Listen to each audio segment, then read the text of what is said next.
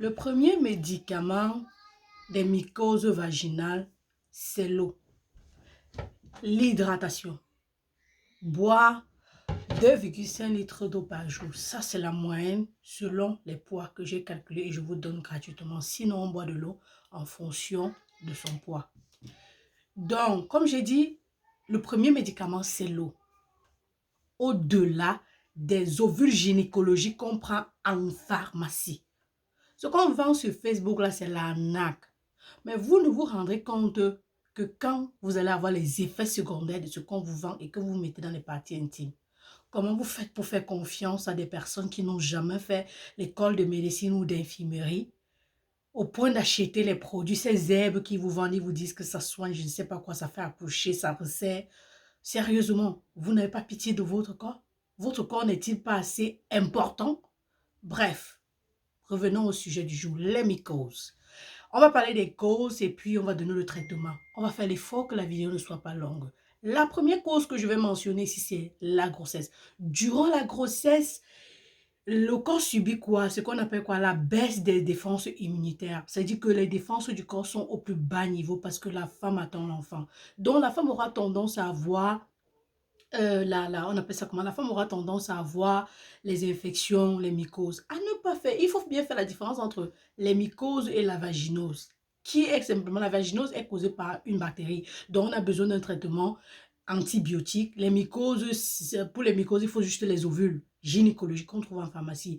Dans certains cas, même, oui, on va donner les ovules et le traitement antibiotique que généralement je déconseille parce que un peut inhiber l'action de l'autre. C'est mieux toujours de commencer par un et puis évoluer vers le second si le premier n'a pas eu effet. Mais ça, c'est mon humble avis parce que je sais de quoi je parle. Si les personnes, les médecins qui me suivent ou alors des personnes qui prescrivent, me suivent et veulent écouter le conseil, c'est bien. Mais quitte à vous de voir, mais sinon, je vous rassure, je vous le dis avec certitude, si vous prescrivez les deux ensemble, ils risquent de ne pas avoir des effets positifs parce qu'un risque d'inhiber l'autre. Surtout les antibiotiques vont inhiber l'action des ovules. C'est toujours mieux de commencer par un, comme je le disais. Donc, durant la grossesse, c'est très fréquent. Mais ça ne veut pas dire que toutes les femmes enceintes ont ça. Forcément, non. Une femme enceinte qui boit c'est 3 litres d'eau par jour, 3 litres d'eau parce que vous êtes deux en ce moment-là, elle n'aura pas les infections vaginales, elle n'aura pas les mycoses vaginales.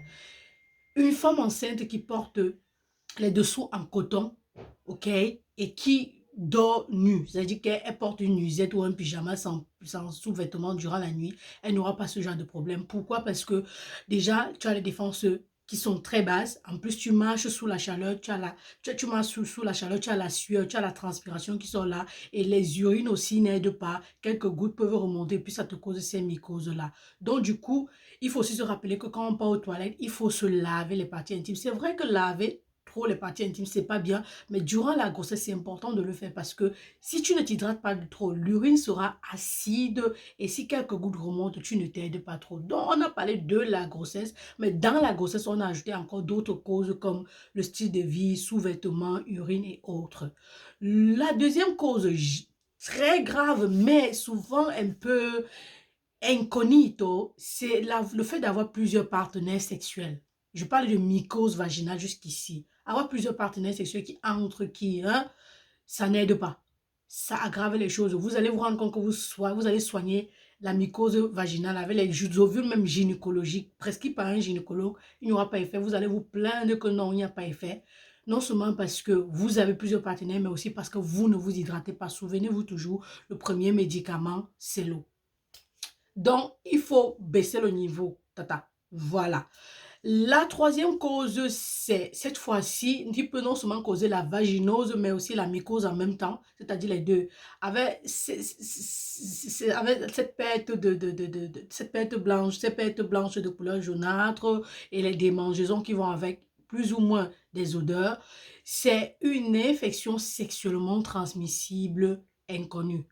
On est d'accord que la chlamydia, le mycoplasme génitalium, la gonorrhée, la syphilis ou alors la gonococcie, on va mettre la syphilis de côté ou alors même, non, laissons l'hépatite et le VIH. Parlons d'abord de ceux-ci.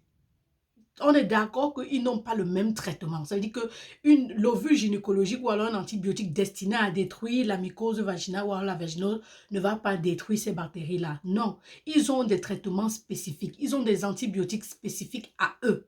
Ça veut dire que si tu as une mycose que tu soignes depuis des années et tu n'arrives pas à résoudre avec les ovules gynécologiques qu'on t'a prescrit, la chose la mieux pensée, la mieux sensée serait simplement de te retourner vers des examens qui vont vérifier que tu ne souffres pas d'une de ces maladies sexuellement transmissibles dont j'ai parlé. Je vais noter ici que le mycoplasme génitalium est très difficile à diagnostiquer et le traitement aussi est difficile. Mais je vais aussi parler de l'uréaplasma, que j'ai déjà tellement parlé de ça, mais je vais répéter. On dit que la répétition est pédagogique. Donc, l'uréaplasma, par exemple, c'est une bactérie que nous avons dans nous. Ça veut dire que dans les parties intimes et au niveau de la gorge, ça fait partie de la flore du corps, de la flore vaginale, par exemple.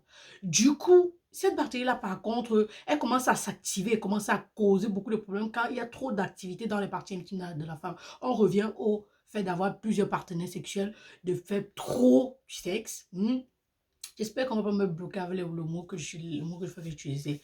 Et aussi le fait de la transpiration et tout ce qui va avec, mais aussi qu'il y a eu trop d'activité, n'est-ce pas? Et cette bactérie aussi, effectivement, c'est un type de mycoplasme. C'est même pas, on va dire bactérie, j'ai dit bactérie par mais c'est un type de mycoplasme aussi.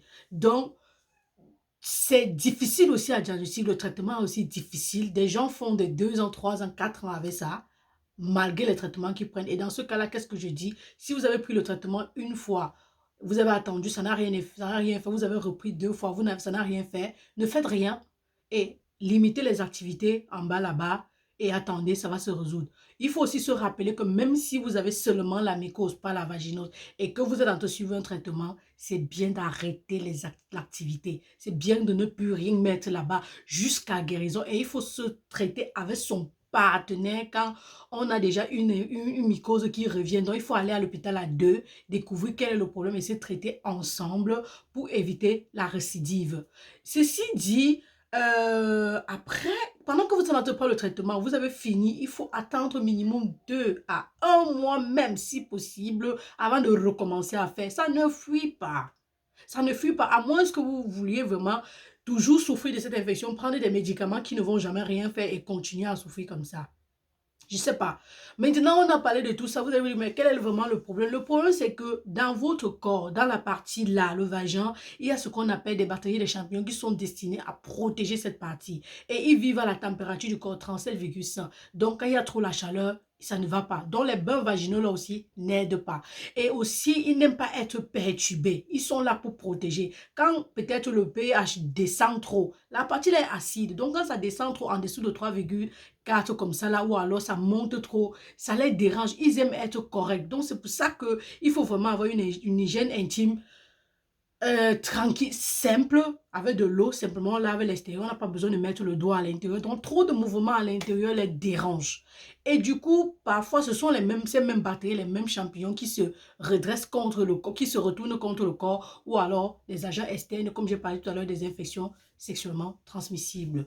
J'espère dans cette vidéo que j'ai répondu à toutes vos questions. Si vous avez aimé, merci de partager, merci de mettre, de liker, de vous abonner, et on se revoit dans d'autres vidéos. Si vous avez des questions, n'hésitez pas. Mettez en commentaire. C'était ici la daronne de la santé 3.0, doctoresse Thérèse, infirmière.